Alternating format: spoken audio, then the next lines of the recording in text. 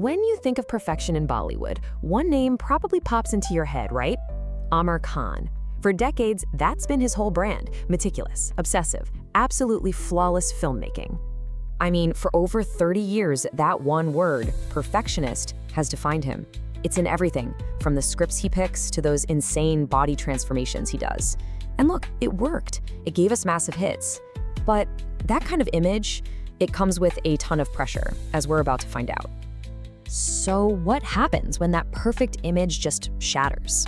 What happens when the guy who seemingly can't get it wrong suddenly feels totally and completely lost? Well, for Aamir, it all came down to one movie. And that film was Laal Singh Chaddha. This wasn't just another project for him. He poured his heart into it. So when it failed, it wasn't just about the money or the box office numbers.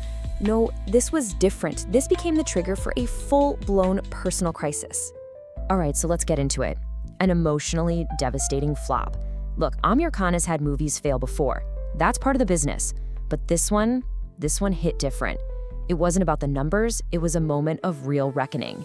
And you can really see the difference when you compare his reactions. Take his other big flop, Thugs of Hindustan. When that movie bombed, he was totally detached. He apparently told his wife, yeah, I was 100% sure it wouldn't work. No surprise at all. But Laal Singh Chaddha, that was a passion project. The public rejecting it was, and I'm quoting him here, a huge emotional hit. It just broke his heart. And that kind of heartbreak, it doesn't just stay in the work box. It spilled over into everything. It was like a dam breaking, forcing him to take a long, hard look at his entire life and the person he'd become. And that self-analysis, it led to some incredibly raw, brutally honest confessions about the real cost of being Mr. Perfectionist. He basically admits it flat out. He says, I was too lost in my films. I neglected my family. He finally saw that his complete obsession with his work wasn't a virtue. It was a huge red flag. And that wasn't the only red flag he found. He talked about this pattern. Whenever he got hurt, he put up these steel shutters and just shut people out. He even tells the story about having a small fight with his co-star, Juhi Chawla, and then not speaking to her for 7 years. That's wow. And it all circles back to the same thing, being so focused on work that he completely neglected his mom, his kids, and his partners. So when did all of this really come to a head? Well, it happened when the entire world was forced to hit the pause button. He describes his pre-COVID life as being lost in the nisha, the intoxication of cinema. He was always moving, always working. Then boom, lockdown, a forced stop. And with nowhere left to run from all that guilt and regret, he had a complete breakdown. It was so intense, you guys, that he actually decided to quit acting. He gathered his family and told them, I'm done. I will not act in any more films. But thankfully, his kids stepped in. His son's advice was just so spot on. He told him, Dad, you're like a pendulum. You swing from one extreme to the other. Total work obsession on one side, and now completely quitting on the other. He basically said you don't need to go to extremes. You just need to find some balance. In that conversation, that became the turning point. It set him on a new path, one built around finding that balance through therapy, reflection, and really truly understanding himself. So yeah, he started going to therapy and he really embraced it. He says it helped him see himself clearly and spot those red flags way earlier. In fact, his one big regret is that he wishes he'd started when he was just 18 years old.